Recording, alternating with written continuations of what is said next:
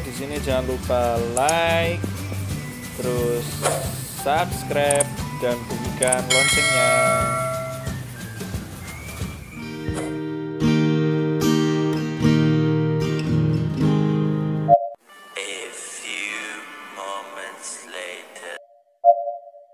Terima kasih mau berkunjung ke channel saya. Sini kita bisa berbagi ilmu dan pengalaman.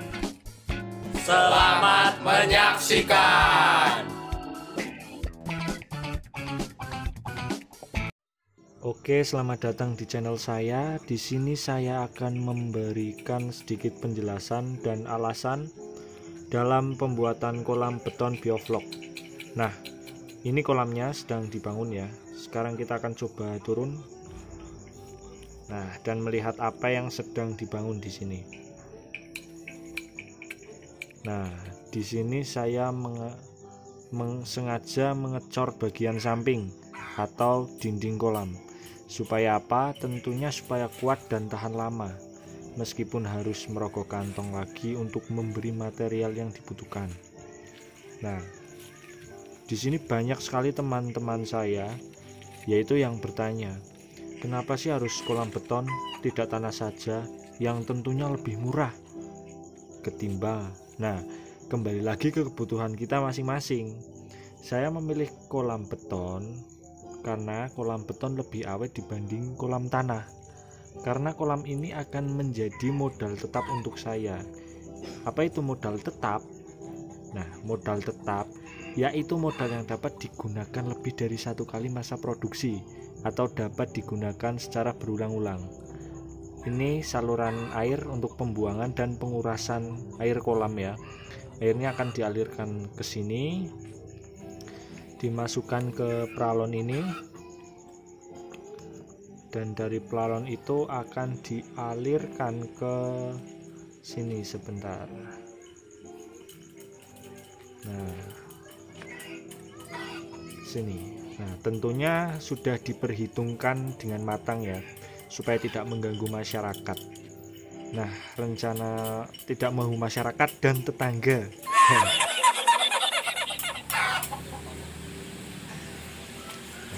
Nah, rencana saya akan membangun kolam dengan lebar 6 meter, panjang kolamnya 8 meter, dan tinggi air itu 1,5 sampai dengan 1,6 meter. Nah, untuk penebaran bibitnya, saya akan menebar 11.000 sampai dengan 15.000 ekor dalam kolam ini. Nanti semuanya akan dicor. Kolam semuanya akan dicor. Bagian bawahnya juga akan dicor. Ya, bisa dilihat kolamnya seperti ini. Cukup sederhana, tidak terlalu besar.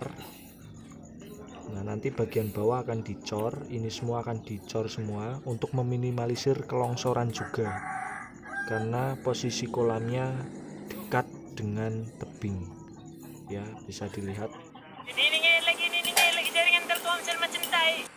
Nah, ini ada beberapa tukang yang membantu saya dalam pembuatan kolam beton biovlog ini. Ini sedang masuk dalam proses pembangunan.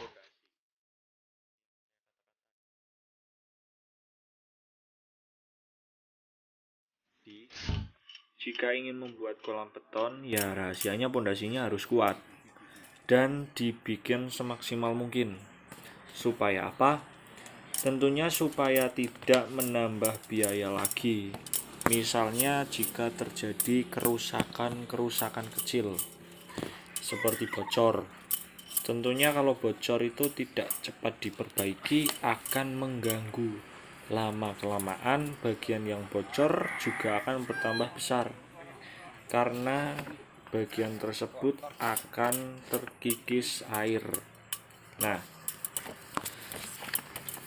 memang dalam pembuatan kolam beton itu waktunya lebih lama dibanding kolam tanah, kolam terpal, dan kolam drum.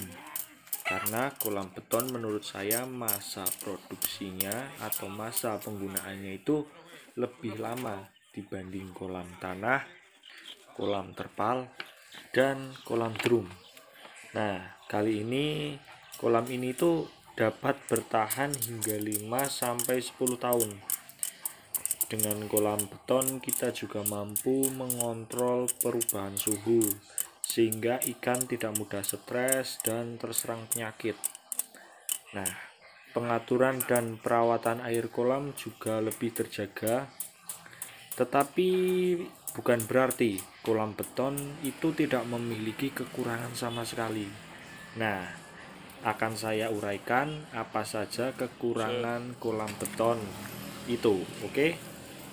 Yang pertama yaitu bahan maupun konstruksi itunya itu membutuhkan biaya yang relatif besar. Yang kedua, saat kolam mengalami kerusakan akan sulit untuk memperbaiki. Yang ketiga, bau semen yang muncul dalam kolam perlu disterilkan terlebih dahulu, karena jika tidak akan membuat ikan terganggu dan rentan stres. Nah, kelemahan selanjutnya yaitu menggunakan kolam semen dalam budidaya ikan untuk pertumbuhan plankton dan hewan renik pada kolam solid tidak dapat mencapai tingkatan optimal dikarenakan media yang tidak alami, sehingga dalam budidaya ikan untuk pakan alami tidak menjadi optimal.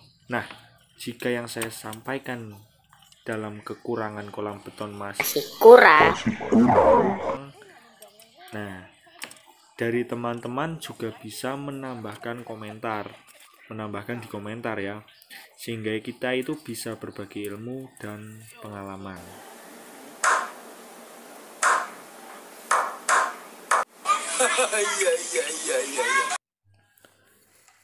Nah, ini kolam masih sama ya, hanya saja bentuknya sudah berubah karena sudah lewat 2 hari dari saya mengambil video yang pertama. Nah, rencananya ini kolam akan dijadikan kolam pembesaran ikan nila. Nah, kenapa ikan nila? Tentunya karena tak terlepas dari peluang bisnisnya ya, yang sangat memungkinkan kita raih.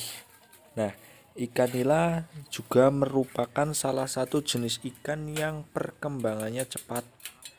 Mereka mampu berkembang biak dengan cepat pula, sehingga sangat cocok untuk dibudidayakan. Apalagi dibudidayakan di kolam bioflok. Nah, kenapa?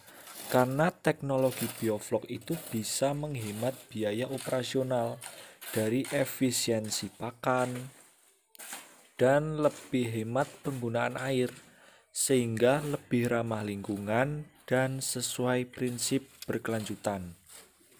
Selanjutnya itu efisiensi pakannya. Terlihat dari nilai FCR atau Feed Conversion Rate.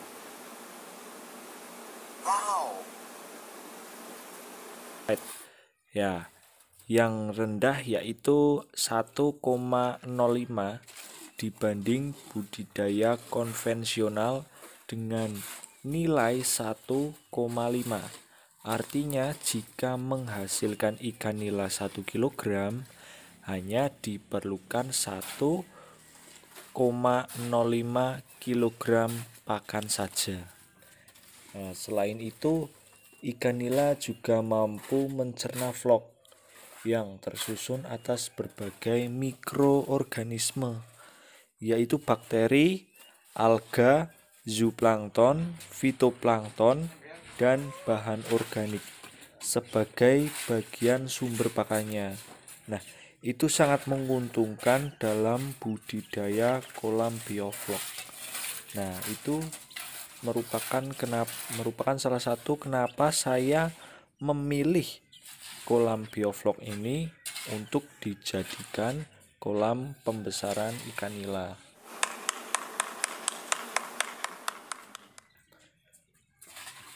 Nah, saya akan terus membuat video dari proses pembuatan kolam, terus